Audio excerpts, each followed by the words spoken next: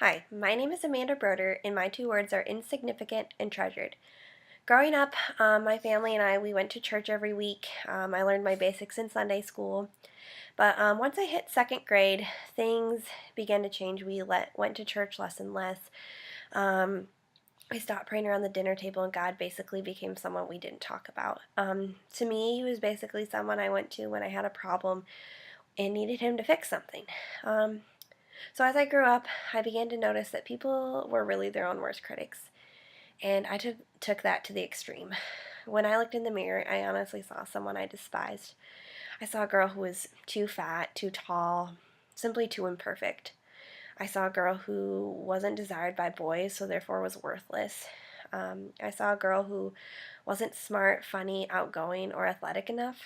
I basically saw someone who had nothing to offer the world.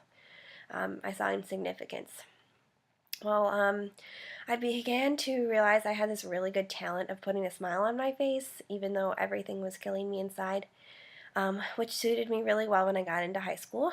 My sophomore year, my dad lost his job, and he didn't get another one for a whole year. About a month after he got this new job, my mom was diagnosed with stage 3 ovarian cancer for the first time. And I just remember thinking, God, why? Why does this keep happening? Why is it one struggle after another after another? And so I came to this conclusion.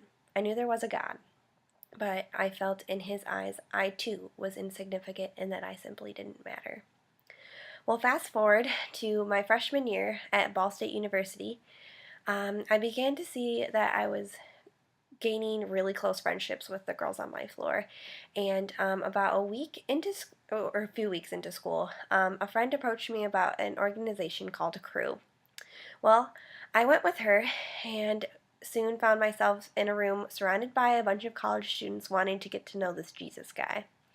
While I kept coming back with her, I joined a house church with some friends, and about halfway through the semester, something just clicked, and I finally understood that Jesus loved so much, he was willing to sacrifice everything and drink God's cup of wrath that we as sinners rightfully deserve, and then pay the price and die on the cross to redeem us of that sin.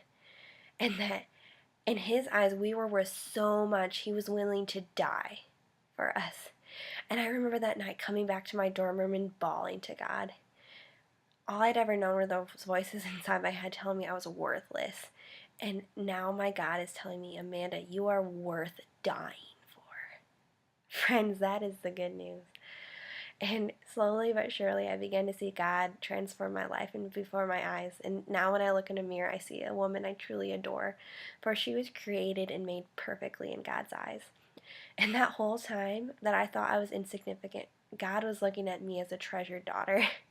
And knowing that if I have nothing the rest of my life, that I will always have Jesus in what he's done for me. For I was once insignificant, but I am now treasured.